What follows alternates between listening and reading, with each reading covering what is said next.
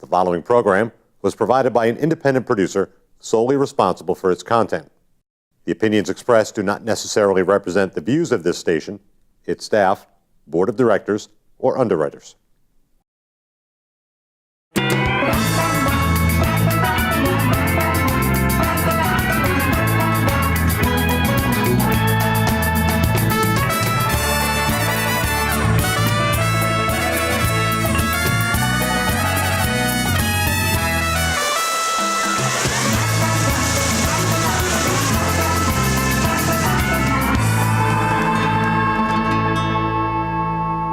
Hey there, everybody, and welcome to the Happiness Jungle with yours truly, the Chief Happiness Officer, Lyn-Dee Eldridge.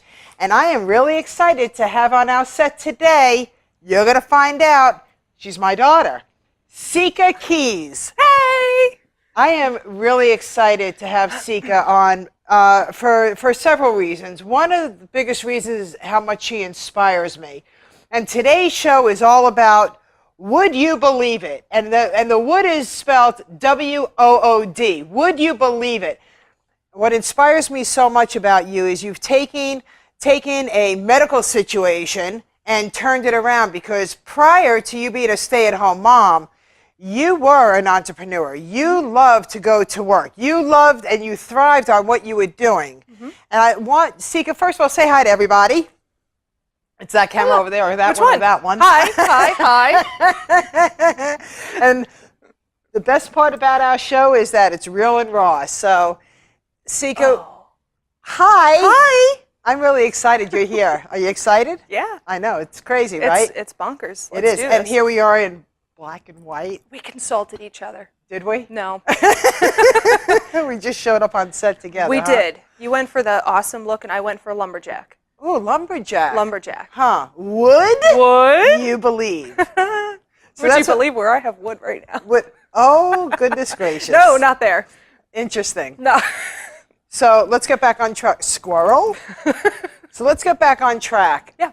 If you want to, I want you to share whatever it is that you want with our audience. The biggest thing about the Happiness Jungle is that I love for people, our audience, to be able to watch it, but to go home, to be able to take something away from this show and get active. It's all about active. It's all about activity, helping people change.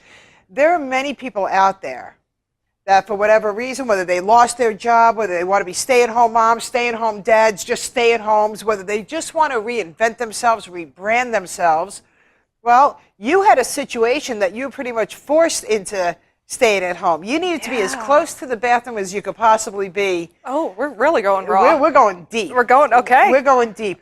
So share with everybody how you're able to be a stay-at-home mom. And let's start with you're a mom. I am. You have a beautiful family, combined family. Thank you. Right? Yeah. And you have granted me 4 beautiful granddaughters. I did.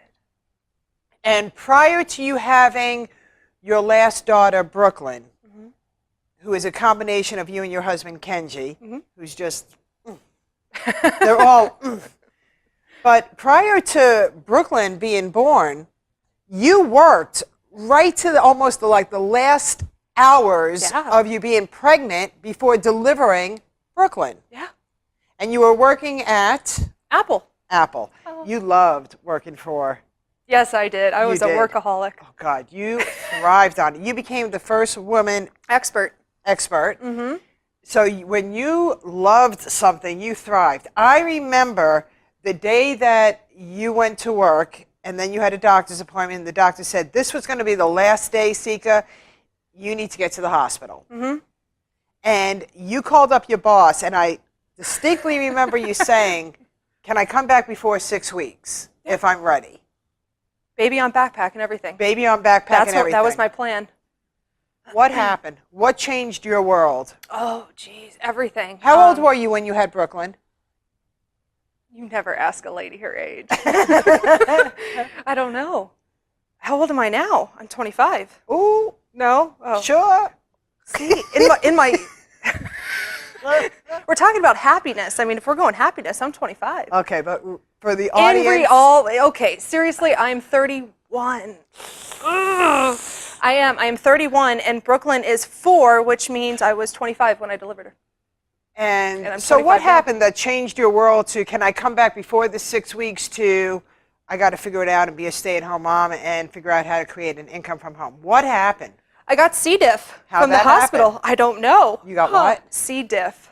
It's a really awesome disease thing to have. Actually, it's not awesome at all. It was really bad.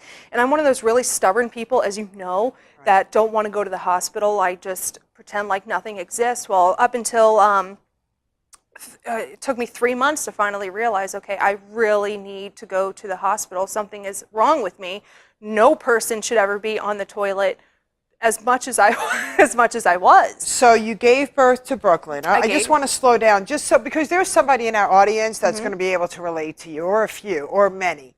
And I really want them to understand that you may have a condition like you have, which you thought, oh my gosh, what's going to happen? C. diff is very serious, and from what I understand, it's common.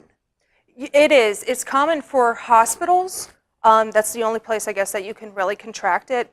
Beware. You could go to the hospital, imagine that, and, well, as we all know, things can happen in a hospital. So at the hospital, you did contract Yes, the C. diff. I did. 100%, that's exactly where it came from. And I do remember the hospital saying, yeah, you got it from here. So, okay, so now that we have, you gave birth, you contracted the C. diff, you realized that something just wasn't right. Your body wasn't going back to what it normally was. You were in the bathroom a lot. You were doubled over with pain. There was a lot of things going on. And at the same time, you were looking at staying home a little bit more aggressively, I guess. Yeah. So what happened? What happened with that? You realized that you went to the doctor, and share that part. So I went to the doctor, and then they told me, unfortunately, because I didn't take care of the C. diff right away, if you got a problem, go to the doctor. Period. Oh, clue. Clue. Good tip. Seriously, good tip. Don't be stubborn. I really wish that I didn't, but because I call my colitis, that's what I have now, it was a blessing in disguise.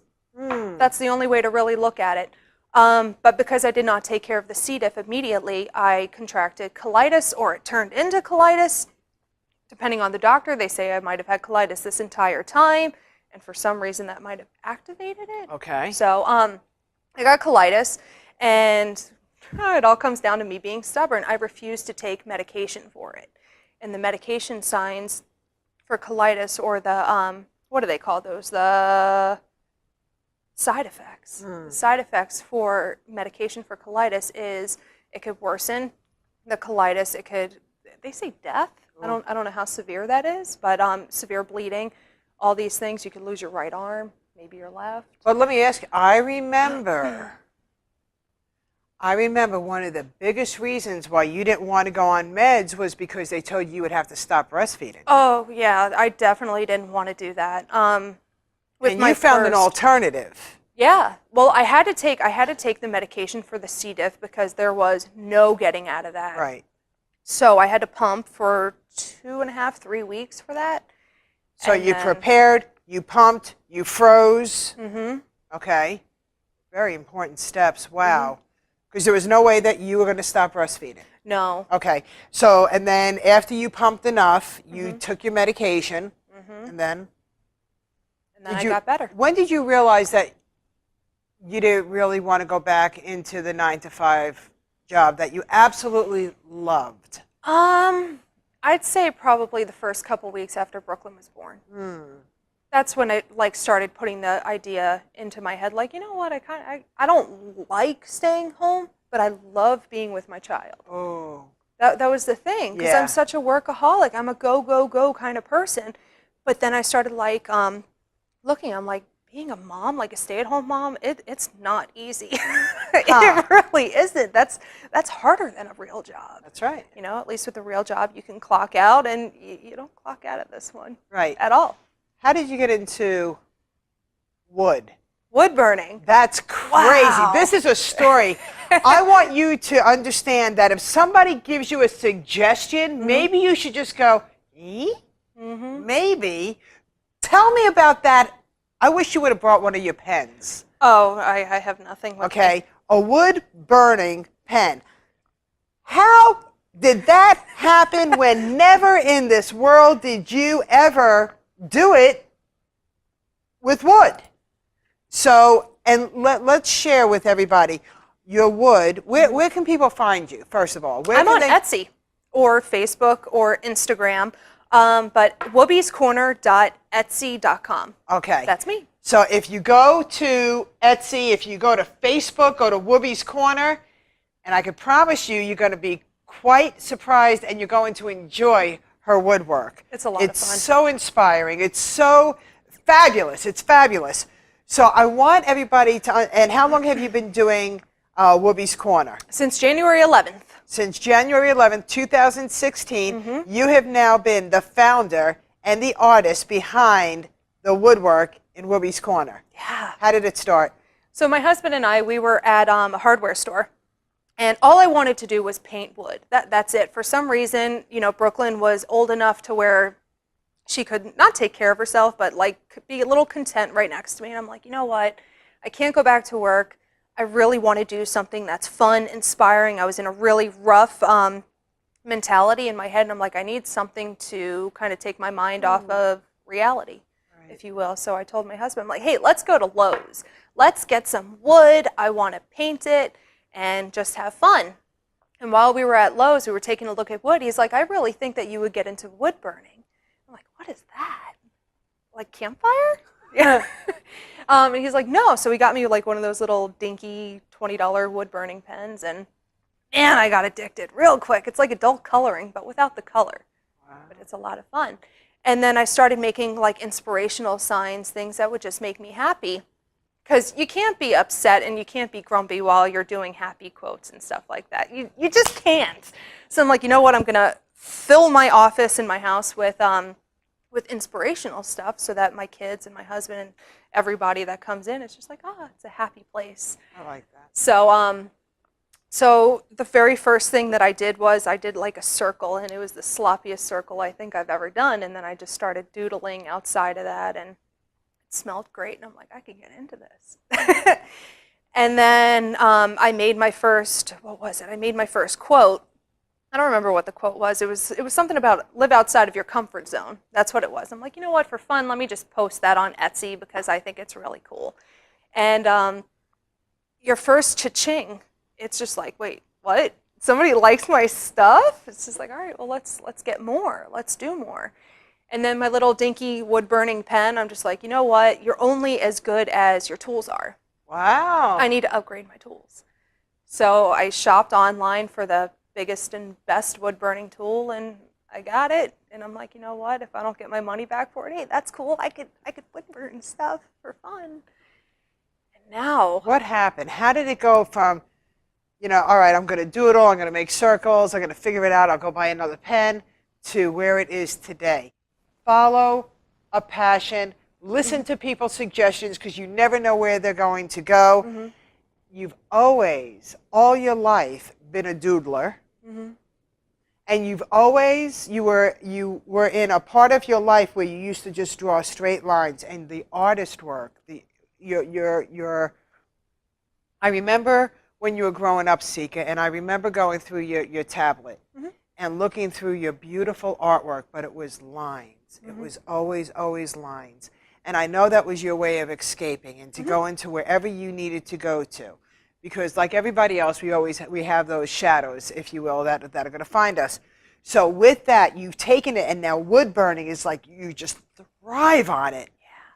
You said the word addiction. Yes. If you're going to get addicted to something, get addicted to something that makes you thrive and shine, not sink and swank. Okay, swank? Swank. I didn't even catch that until like after. I'm like, she just say swank? Swank? All right, put that's that in a the word. Woobiee dictionary, right? That's all right. Yes. Swank. Okay. All right. So you're addicted. I am absolutely addicted.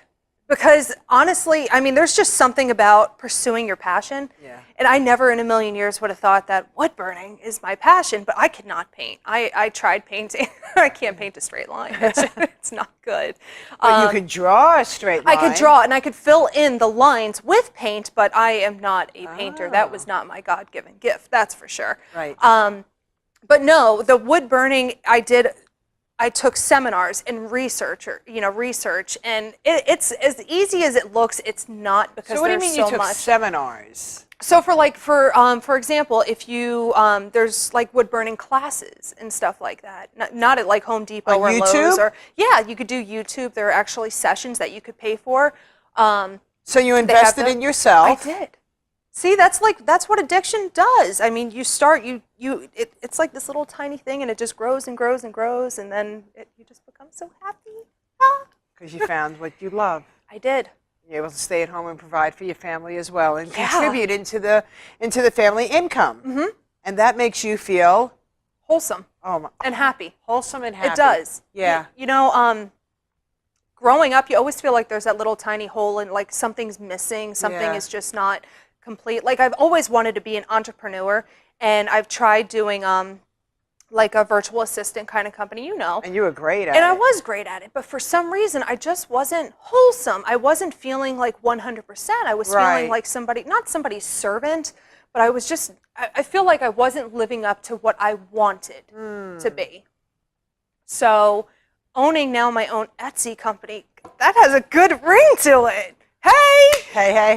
But having that, not only am I providing customer service, but I'm being able to create designs that people like hang on their wall. Like, that is the coolest thing, going to bed at night being like, you know what, I could have inspired someone. I brought a smile to someone's face today because they walked by a sign with an inspirational saying. Like, that is just so cool. So what you have created is fantastic. I created a happy monster. You did. You created a very happy monster. And you're right. I remember you growing up, and I would ask you, what is it that you want to do? Because I want to help you pursue it. And you said, you know what, Mom, I'm not sure. And I said, well, then you're going to have to try several things until we could figure it out, because you need to create an income. And my biggest thing was that you should always be able to survive. So I had you go to nail school. Yeah. And you didn't care about it. I liked the acrylic part of it. That was it. But I do remember that it helped you out when you were flat broke and you needed to make a quick 10 or 20 bucks. You went and did someone's nails. So we all have to figure out our stepping stones and realize that there's value, right? I know for a fact that if I ask you something about Apple computers and it was dated maybe 3 or 4 years ago, that you could answer me, but not today because technology has changed so much. But you were also one of the #1 salespeople on the floor for a very large internet company. Yeah. I mean, when you want something bad enough, you thrive and shine. But still, nothing reached your passion until this. No. The creative side of you. Yeah. Yeah. It's pretty cool. It is cool. And at 31, I can honestly say I don't see you turning. I see you just becoming larger and larger, helping other people maybe pursue a dream. Hey, maybe you're going to start classes online, and people will start investing in your classes too. Maybe you're going to write a book of how to do your own wood. Be your own Woody. Love your wood.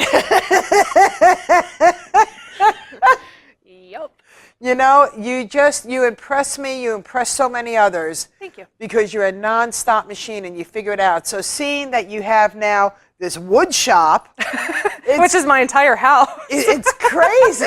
It's crazy, But I got to tell you, Sica, I couldn't be more prouder.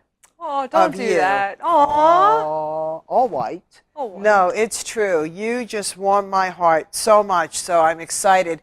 And when I get to hear all the laughter and the joy in your home, not that you don't have that, you got a home just like everybody else does, but it's pretty cool to know that your children, they don't have to go to after school. No. They don't have to go any place that they don't want to go, and they all get to go and do things that they want to do. Yeah. And you weren't going to let a medical condition put you on disability. I am just not built to be that person to sit on a couch and just do nothing. Right. And I'm not saying disability is a bad thing, because there are times when us taxpayers, when we need to rely on disability. But I don't think that anybody should stay in the disability world, because there's way too much in today's world of how you can learn how to do more, especially with social media. you said that you invested in yourself. You took online classes. And what you did was you invested in yourself so you could create a living for yourself. And that is very powerful.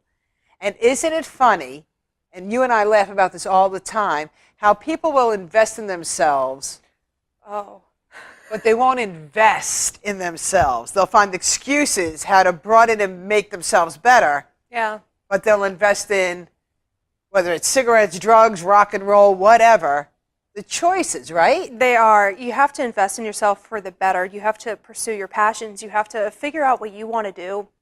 And if it costs money, go for it. Go bigger, go home. Right. Don't go crazy, especially on gambling. Go big or go home. Go big or go home. But seriously, I mean, if you honestly think that something is going to make you happy, right, try it. Don't let any excuses get into your way, because I could have had a mazillion excuses on why I didn't know how to work a saw. I didn't know how to work a jigsaw, a sander. I didn't know what to do. Right. You just figure it out. Your fingers cramped. I remember when you got started. I went up and I saw you, and you're like, my fingers are like, look at that they're orange. And I have to wear a glove now, and I have calluses, and I mean, I have wood in places you would not believe sometimes. The splinters are insane, you know, but it makes me happy at the end of the day. And it's just, it's a lot of fun. It really is. Would you believe it? The wood burning part is, it is addicting, but even what's more addicting is trying to figure out how to reach as many people as you can, because, you know, and I know that you say it is, you know, somewhat about the money, but it honestly isn't. For me, it's about touching as many people as I can in a professional way. Right. Can I say that? Right. Okay. Well, I am a firm believer, and you know this, that don't worry about your money. Your money's going to come. As long as you can keep paying it forward and doing the right things, karma's great. Time will either promote you or expose you. Yeah. You know, you and I both know that when you live your passion, everything else comes and it flows and it's beautiful. And I'm so proud of you, you know. And if you could share a tip. You want to play a game with me? I could play a game with you. Okay, it's called our spontaneous game, okay? Okay, is this like you ask me a question and I say the first thing that comes out of my mind? No, you're going to pick a card. Okay. Although I could, if that's how you want to play the game. We can do whatever. Because I'm all for change. It's all good. Okay. So the spontaneous game is where you're going to be able to pick a card, any card. Okay. But here's the deal. Whatever the card says, it's obviously an action. Okay.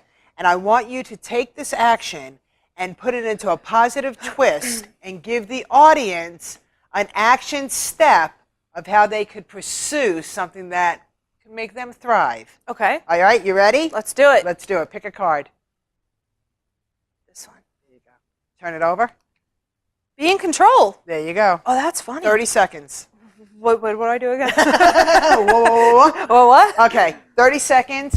Give the audience a positive twist on this topic. Be in control. Be in control. On how to go ahead and pursue their passion so they can thrive for their tomorrows. Okay. Be in control. Don't let anybody tell you what not to do.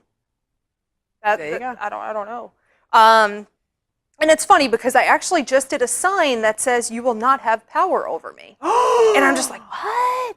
And that was such a perfect sign. And this reminded me of it. Be in control, don't have power. Yeah. So don't ever let anyone tear you down. If you have a crazy idea, whether it's wood burning, whether it's jump roping or doodling, just do it. It makes you happy in a legal way. Do it. Just do it. Just do it. Yeah, I like that.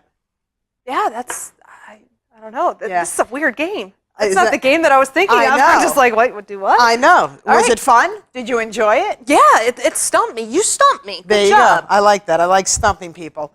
So what I also love for you to do is I share with my guests. I try not to communicate with my guests before the show because that's what I love. I love raw, real material. I love it to be, this is Lyn-Dee, the Chief Happiness Officer of the Happiness Jungle with the Happiness Jungle, and you never know what's going to happen on this show.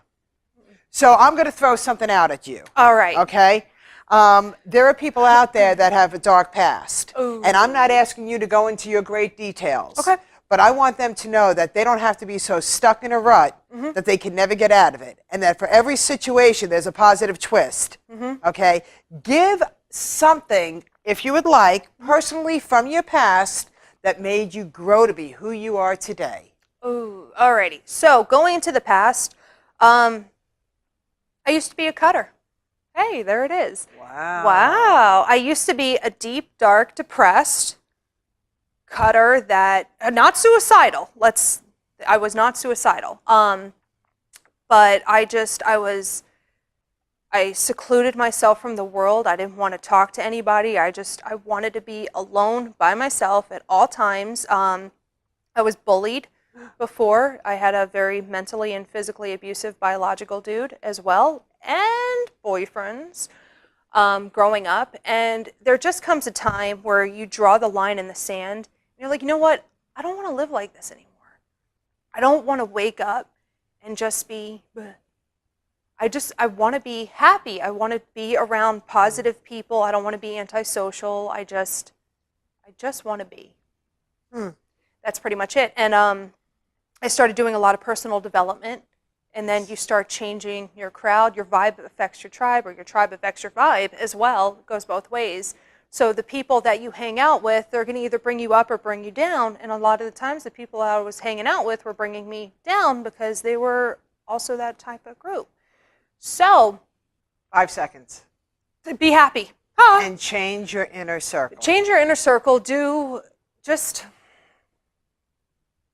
do what makes you happy. Do what makes you happy. That's really it. And with that, everybody, the Happiness Jungle wishes you to start believing in yourself. Would you believe in what's going to make you happy tomorrow? With that, everybody, thank you very, very much for joining us. Sica Keays, would you believe it? Thanks, everybody.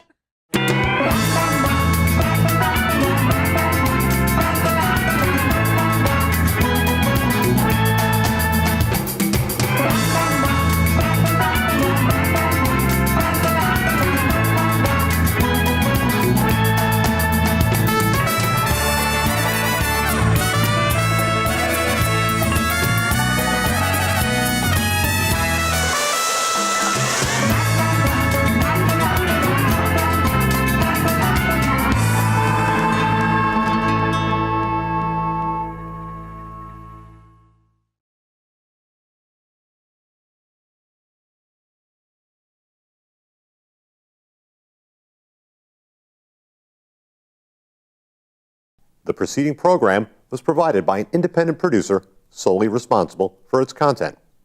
The opinions expressed do not necessarily represent the views of this station, its staff, board of directors, or underwriters.